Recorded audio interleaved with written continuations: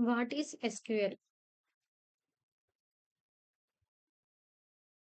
And it is also called as SQL.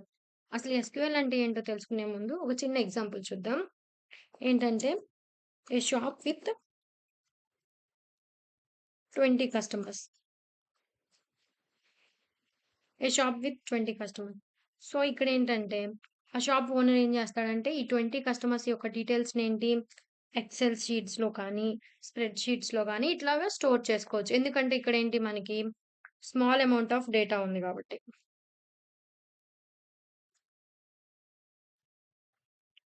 Small amount of data. ఇక data is nothing but a customers. Okay. ఇక్కడేంటి ఇప్పుడు ఆ shop owner ఏంటి total number of సేల్స్‌ని calculate చేయాలనుకోండి. Total number of సేల్స్‌ని calculate చేయాలంటే ఈజీగా ఆ ఎక్సెల్ షీట్ ఓపెన్ చేసేసి, కాలిక్యులేట్ చేసేసి సో అండ్ సో ఇట్లా ఇంత అమౌంట్ అని చెప్పేసి ఈజీగా మనం కాలిక్యులేట్ చేయొచ్చు. ఎక్సెల్ షీట్స్ తోటి. ఎందుకంటే ఇక్కడ మనం యూజ్ చేసిందేంటంటే స్మాల్ అమౌంట్ ఆఫ్ డేటా. అంటే కొంతమంది కస్టమర్స్ కాబట్టి ఎక్సెల్ షీట్ అనేది సరిపోతుంది. ఓకే.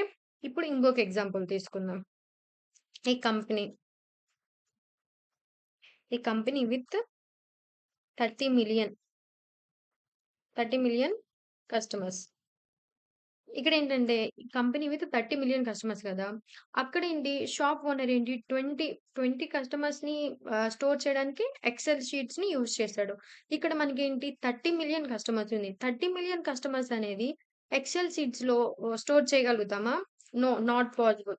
ఎందుకంటే 30,000,000 కస్టమర్స్ అంటే మనం అక్కడ ఎన్ని లాట్ ఆఫ్ ఎక్సెల్ షీట్స్ అనేది యూజ్ చేయాలి.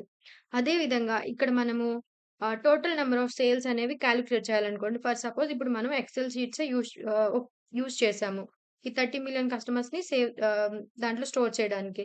సో, ఇప్పుడేంటి మనం టోటల్ నంబర్ ఆఫ్ సేల్స్ అనేవి కాలిక్యులేట్ చేయాలనుకోండి.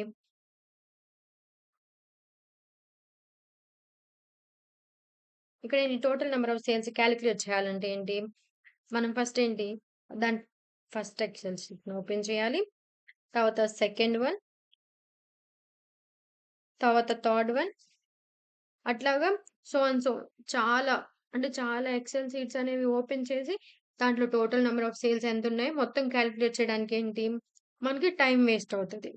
సో, అందుకని జెప్పేసి ఈ ప్రాబ్లమ్‌ని సాల్వ్ చేయడానికి అంటే ఏంటంటే, ఈ 30,000,000 కస్టమర్స్‌ని కూడా ఒకే దాంట్లో అంటే ఆర్గనైజ్డ్ వేలో స్టోర్ చేయడానికి వచ్చిందేంటంటే డేటాబేస్. డేటాబేస్‌ని యూజ్ చేసి ఏంటంటే, ఈ 30,000,000 కస్టమర్స్‌ని మనం ఈజీగా ఆర్గనైజ్డ్ వేలో స్టోర్ చేయొచ్చు డేటాబేస్‌లో. ఓకే. అందుకని జెప్పేసి డేటాబేస్ అనేది ఇంట్రొడ్యూస్ చేశారు. డేటాబేస్ అంటే ఏంటంటే, ఈస్ లైక్ ఏ కంటైనర్. అంటే ఒక కంటైనర్‌లా ఉంటది. దీంట్లో ఏంటంటే ఫైల్స్ అండ్ ఫోల్డర్స్ అనేవి సేవ్ అయ్యి ఉంటాయి ఆర్గనైజ్డ్ వేలో. విచ్ ఈస్ యూజ్డ్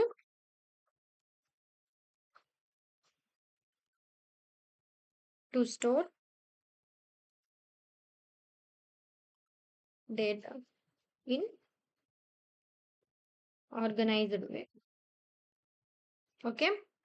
డేటాబేస్ అంటే కంటైనర్. దీంట్లో ఫైల్స్, ఫోల్డర్స్ అవనేవి ఆర్గనైజ్డ్ వేలో ఉంటాయి. ఇప్పుడు మనము డేటాబేస్‌లో టోటల్ నంబర్ ఆఫ్ సేల్స్‌ని కాలిక్యులేట్ చేయాలనుకోండి. అప్పుడేంటంటే మనం డేటాబేస్‌కి డైరెక్ట్‌గా కమాండ్ ఇస్తే అప్పుడు ఆ డేటాబేస్ అనేది టోటల్ నంబర్ ఆఫ్ సేల్స్ ఎంతో కాలిక్యులేట్ చేసి మనకి రిజల్ట్ ఇస్తది. బట్ ఇక్కడేంటంటే మనం ఇక్కడ ఆహ్, లాంగ్వేజ్ ఏంటి కమాండ్ కమాండ్స్ యూజ్ చేయాలి. ఇంగ్లీషు అది యూజ్ చేస్తే దానికి అర్థం గాదు. సో, కమాండ్స్ యూజ్ చేయాలంటే ఇక్కడ మనకు అవసరమైన లాంగ్వేజ్ ఏంటంటే ఎస్‌క్యూఎల్. ఎస్‌క్యూఎల్ అంటే ఏంటంటే ఎస్‌క్యూఎల్‌ని డిఫైన్ చేస్తే స్ట్రక్చర్, క్వెరీ, లాంగ్వేజ్. ఎస్‌క్యూఎల్ అంటే ఏంటంటే స్ట్రక్చర్ క్వెరీ లాంగ్వేజ్. ఎస్ అంటే స్ట్రక్చర్, క్యూ అంటే క్వెరీ, ఎల్ అంటే లాంగ్వేజ్. దీని యొక్క డెఫినిషన్ ఏంటి అంటే SQL is used used to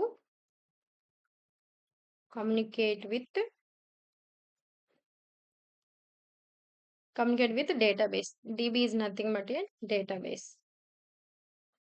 okay. ఎస్‌క్యూఎల్‌ని యూజ్ చేసి మనము డేటాబేస్‌తో కమ్యూనికేట్ అవ్వచ్చు. ఎలాగో చూపిస్తాను. ఇప్పుడేంటంటే మనకిప్పుడు టోటల్ నంబర్ ఆఫ్ సేల్స్‌ని కనుక్కోవాలి. టోటల్ నంబర్ ఆఫ్ సేల్స్‌ని కనుక్కోవాలి. సో, ఎలా కనుక్కోవాలంటే ఫస్ట్ మనం ఏం చేస్తామంటే దీనికి టోటల్ నంబర్ ఆఫ్ సేల్స్‌కి ఫస్ట్ కమాండ్ అనేది తీసుకెళ్ళి కమాండ్ రాసి దాన్ని మనము డేటాబేస్‌కి ఇస్తాము. అప్పుడు ఆ డేటాబేస్ ఏం చేస్తది? ఆ కమాండ్ ద్వారా మనకేంటి రిజల్ట్ అనేది ఇస్తది. ఇట్ ఈస్ లైక్ మనము ఇక్కడ ఏంటంటే ఎస్‌క్యూఎల్ లాంగ్వేజ్ తోటి మనము దానికి క్వెషన్ అడుగుతాము. ఇట్లా అని చెప్పేసి. అప్పుడు ఆ డేటాబేస్ ఏంటి ఆ క్వెషన్‌కనేది ఆన్సర్ ఇస్తది యాస్ ఎ రిజల్ట్‌గా. సో, ఇట్లాగా. That's it.